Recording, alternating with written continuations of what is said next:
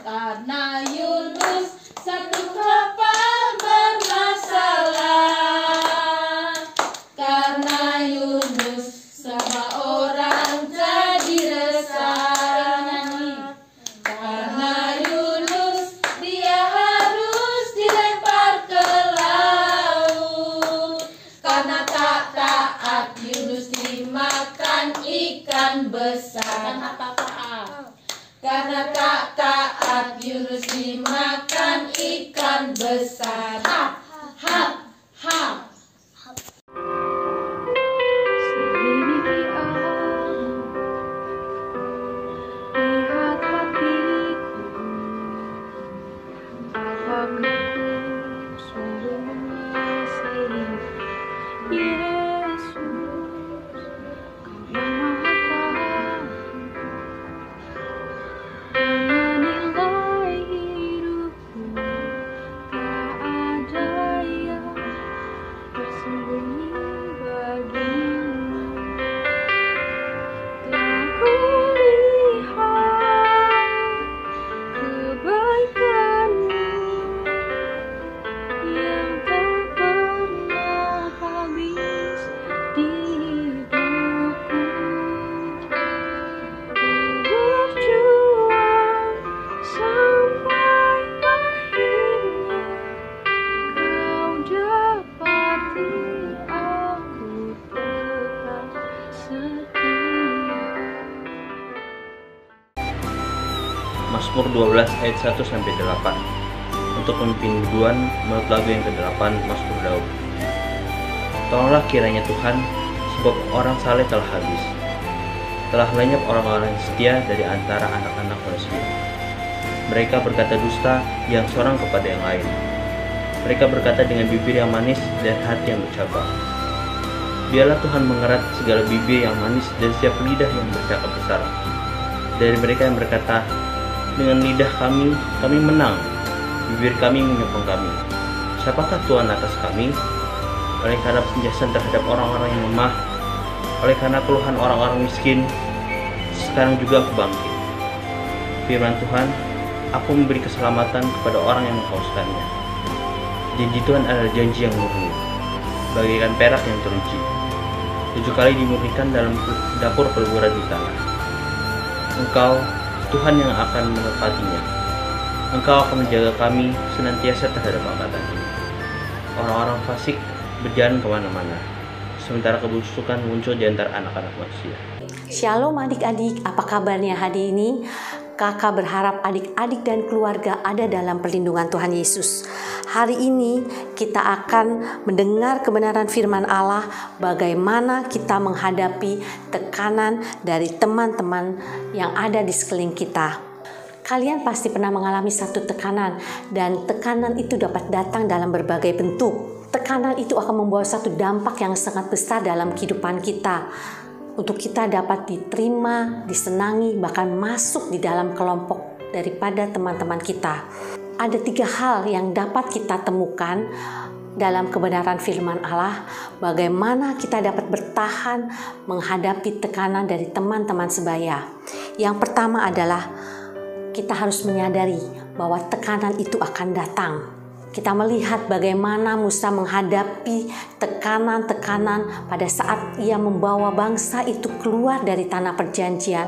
Allah berusaha mengajarkan kepada orang-orang Israel itu untuk mengasihi Allah sepenuhnya, percaya kepadanya sepenuhnya, dan menyadari bahwa Allah itu adalah sumber kehidupan mereka.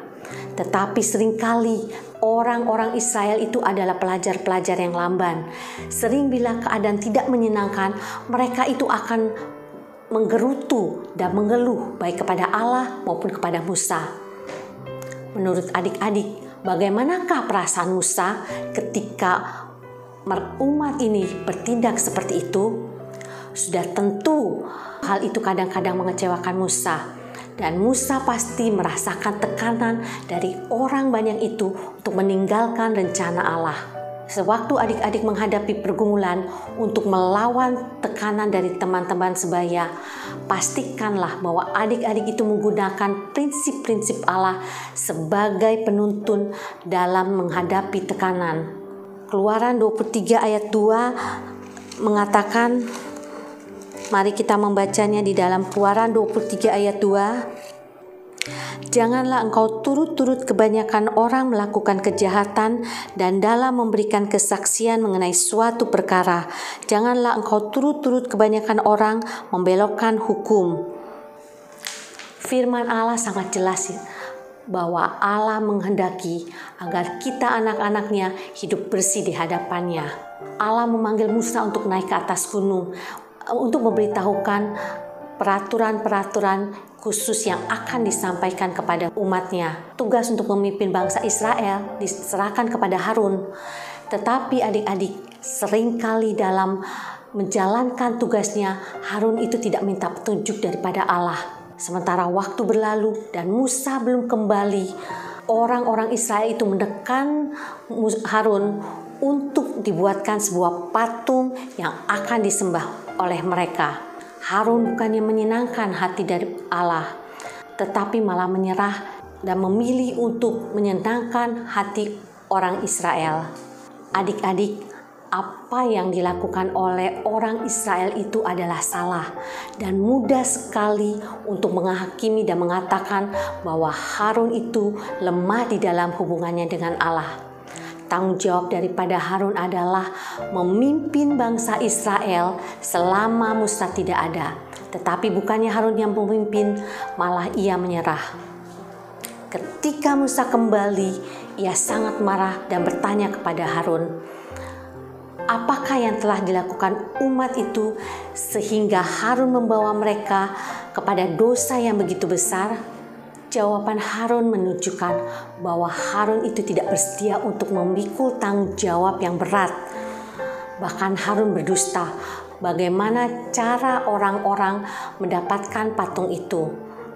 Harun menyatakan bahwa patung anak lembu itu keluar dari api dalam keadaan sudah terbentuk. Padahal adik-adik, sebenarnya patung itu dibuat oleh Harun dengan sebuah alat. Kita bisa melihatnya di dalam Keluaran 32 ayat 22 sampai 24. Mari kita membacanya dari Keluaran 32 ayat 22 sampai 24. Tetapi jawab Harun, janganlah bangkit amarah tuanku, engkau sendiri tahu bahwa bangsa ini jahat semata-mata. Mereka berkata kepadaku, buatlah untuk kami Allah yang akan berjalan di depan kami. Sebab Musa ini orang yang telah memimpin kami keluar dari tanah Mesir, kami tidak tahu apa yang telah terjadi dengan dia. Harun tidak berhasil menghadapi tekanan itu.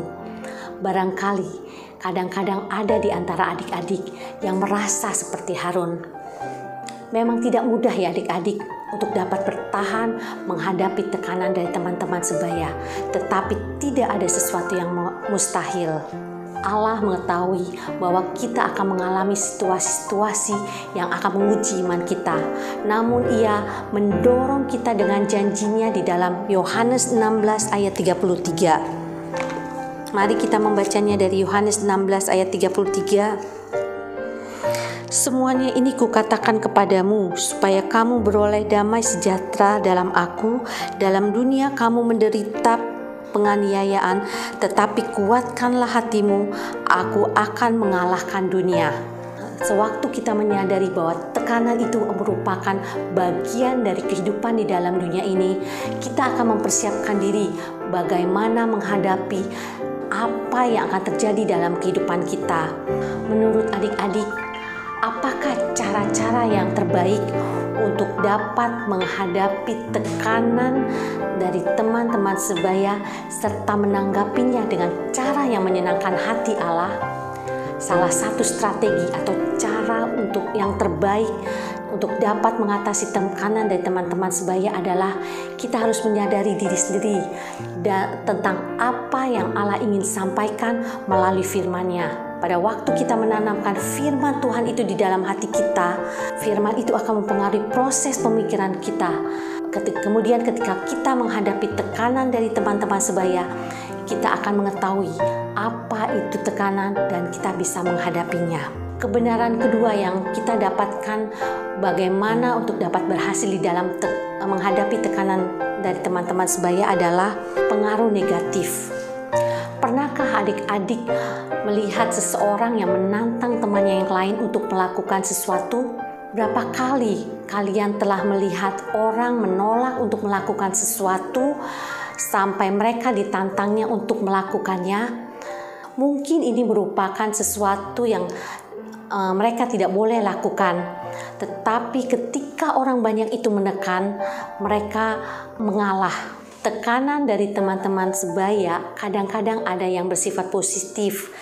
Tetapi paling sering bila kita berpikir tekanan dari teman-teman sebaya, kita akan berpikir pengaruh negatifnya atas kehidupan kita. Allah mengetahui sifat kita melebihi siapapun, sebab Dialah yang menciptakan kita. Dan sebagai pencipta, Dia tahu apa yang mempengaruhi kehidupan kita. Firman-Nya menyatakan kita harus menjauhi pengaruh-pengaruh yang negatif. Mari kita membacanya dari Amsal 22 ayat 24-25. Janganlah berteman dengan orang-orang yang lekas gusar.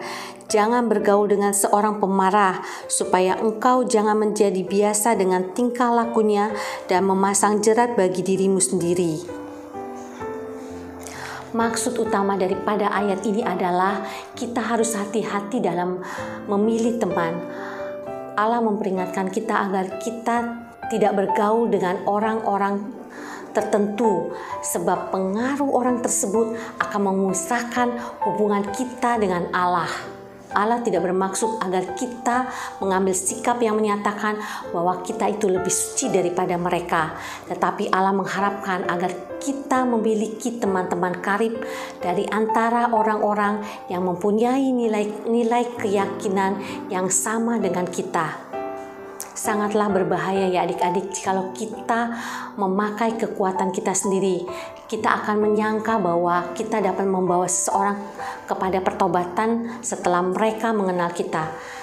Tetapi sering sekali ketika seseorang memulai perhubungan dengan sikap hendak membawa orang itu kepada pertobatan, maka orang itu akan mengalami kekecewaan. 1 Korintus 15 ayat 33 berbunyi, janganlah kamu sesat, pergaulan yang buruk merusakkan kebiasaan yang baik. Pernahkah adik-adik mendengar tentang kesalahan yang disebabkan oleh perhubungan? Apa sih maksudnya? Pergaulan adik-adik dengan orang-orang lain akan menentukan pandangan orang-orang terhadap diri adik-adik. Mungkin adik-adik mengetahui bahwa adik-adik itu tidak melakukan kesalahan. Tetapi jikalau adik-adik itu menghabiskan banyak waktu dengan orang-orang yang tidak jujur, maka orang lain itu akan berpikir bahwa adik-adik itu sama seperti mereka. Dan tanpa adik-adik menyadarinya, adik-adik pun sama seperti mereka. Adik-adik bisa membacanya dari Galatia 5 ayat 7-9. Dahulu kamu berlomba dengan baik, siapakah yang menghalang-halangi kamu sehingga kamu tidak menuruti kebenaran lagi? Ajakan untuk tidak menuruti lagi bukan datang dari Dia yang memanggil kamu. Sedikit lagi sudah mengkamirkan seluruh adonan. Beberapa orang-orang guru palsu datang dan membantah segala sesuatu yang telah diajarkan oleh Paulus, dan beberapa orang-orang Galatia yang telah percaya terbujuk untuk menerima ajaran-ajaran palsu. Sebagaimana ragi itu memuai dan mengkamirkan segala sesuatu yang ada di lingkungannya, begitu pula ajaran palsu yang merasuk ke seluruh tubuh orang-orang percaya dan akan membawa pengaruh yang negatif. Menurut adik-adik, bagaimanakah gagasan ragi yang mengkamirkan seluruh adonan berlaku bagi teman-teman kita? Jikalau adik-adik menghabiskan banyak waktu dengan orang-orang yang tidak seiman, ada kemungkinan adik-adik akan dipengaruhinya secara negatif.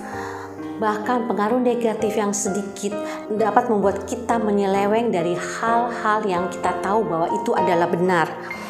Teman-teman kita bisa menjadikan kita berhasil atau tidak dalam menghadapi tekanan dari teman-teman sebaya. Dukungan dari teman-teman yang memiliki sikap hidup yang takut akan Tuhan akan memberikan kekuatan kepada kita untuk dapat menghadapi tekanan ini. Hal yang ketiga yang dapat kita temukan dalam kebenaran firman Allah, bagaimana dapat bertahan dalam menghadapi tekanan teman-teman sebaya adalah memandang kepada Yesus. Barangkali kita berpikir bahwa hal mengatasi teman-teman sebaya adalah lebih mudah dikatakan daripada untuk dikerjakan. Hal ini pada dasarnya benar jikalau kita berusaha untuk melawan dunia ini dengan kekuatan kita sendiri. Akan tetapi kekuatan yang daripada Roh Kudus itu akan menolong kita untuk dapat menjadi seorang pemenang. Mari kita membacanya dari 1 Yohanes 5 ayat 4-5. Sebab semua yang lahir dari Allah mengalahkan dunia, dan inilah kemenangan yang mengalahkan dunia, iman kita. Siapakah yang mengalahkan dunia selain daripada Dia yang percaya bahwa Yesus adalah anak Allah? Kunci untuk hidup berkemenangan dalam menghadapi tekanan teman-teman sebaya adalah sebagai anak-anak Allah, kita harus dapat mengalahkan dunia ini. 1 Yohanes 4 ayat 4 mengatakan, kamu berasal dari Allah anak-anakku, dan kamu telah mengalahkan nabi-nabi palsu itu, sebab roh yang ada di dalam kamu lebih besar daripada roh yang ada di dalam dunia. Yang harus kita lakukan hanyalah melangkah dalam iman dan berdiri menghadapi segala tekanan yang akan menimpa kehidupan kita. Kalian mungkin masih berpikir bagaimana kita bisa menghadapi tekanan itu jikalau hanya kita sendiri yang tidak ikut serta dalam perbuatan orang banyak. Kita tahu bahwa kita adalah pemenang melalui Yesus Kristus yang memiliki pengetahuan dan akal, dan kita tahu bahwa hal itu adalah benar. Kalian sudah tahu bahwa kalian adalah pemenang melalui Yesus Kristus. Kalian memiliki pengetahuan secara akal.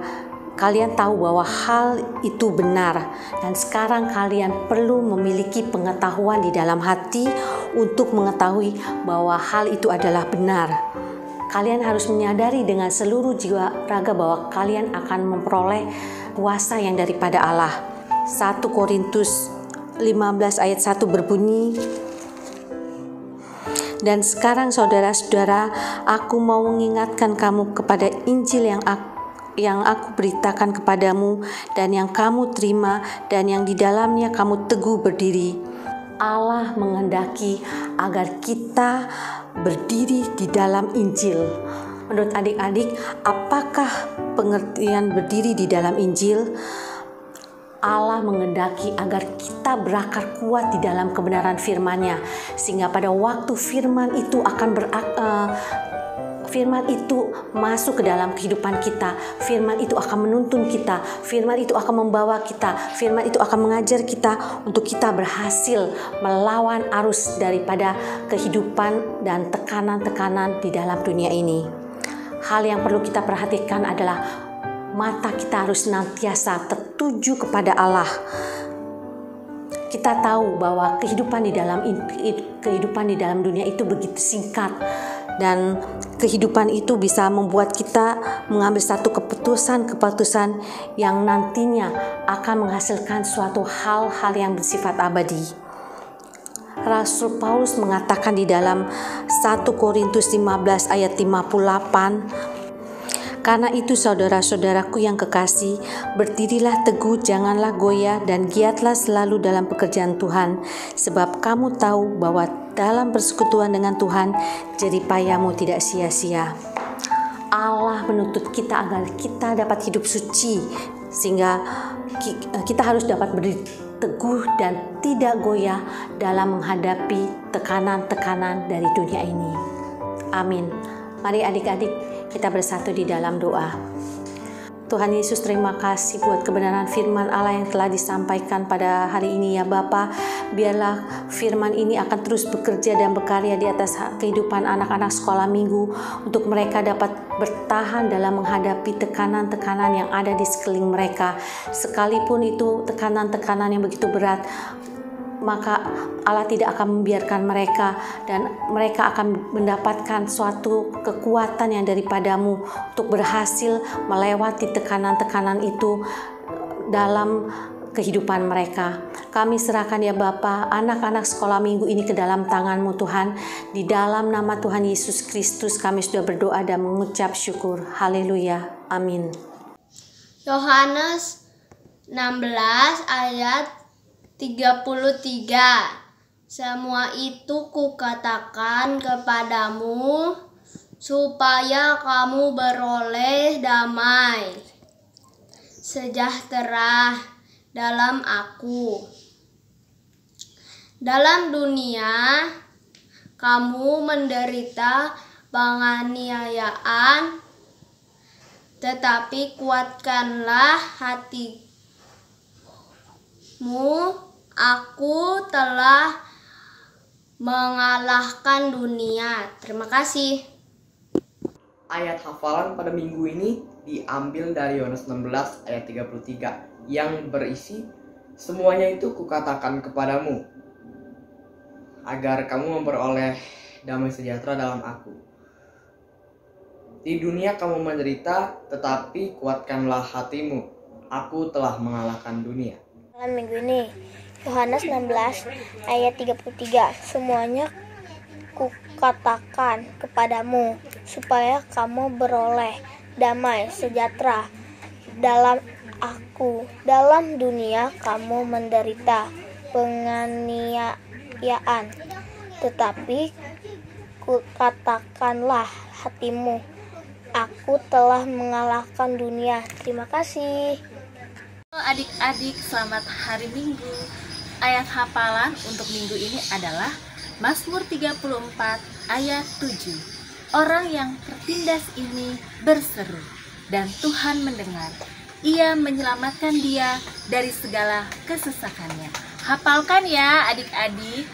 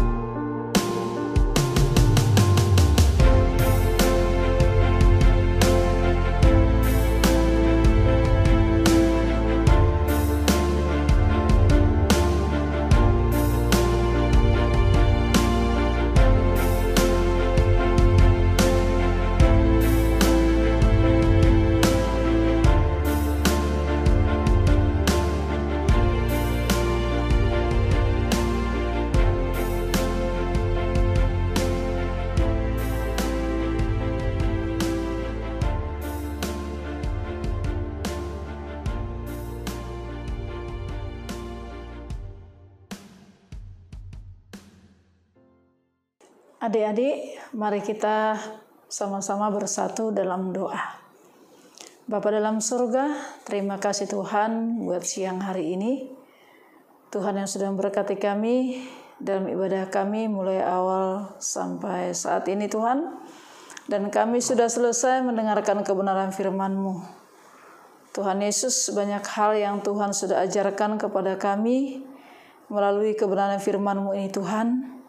Biarlah setiap firman yang Tuhan taburkan Bapa boleh menjadi sebuah pembelajaran bagi kami yang membangunkan iman kami untuk semakin naik dan terus naik dalam Tuhan. Berkati juga Tuhan kakak yang sudah menyampaikan Injil-Mu bagi kami. Berkati dengan berkat yang baru setiap hari dan pakai menjadi berkat, menjadi alat-Mu dimanapun berada Bapa. Terima kasih Tuhan, berkati juga kami anak-anak remaja Tuhan dalam pertumbuhan kami, dalam tantangan-tantangan yang ada pada saat ini masa-masa COVID Tuhan. Biarlah Bapa terus Engkau Bapa menyertai kami, terus Engkau membangun iman kami, berikan kami kekuatan, mengangkat setiap kekhawatiran, kegelisahan di hati kami. Biar kami boleh menjadi kuat dan tetap kuat dalam Tuhan. Terima kasih Bapa, terima kasih. Dalam nama Tuhan Yesus kami ucap syukur berdoa dan mari kita sama-sama mengucapkan doa Bapa kami. Bapa kami yang di surga, dikuduskanlah nama-Mu, datanglah kerajaan-Mu, jadilah kehendak-Mu di bumi seperti di surga.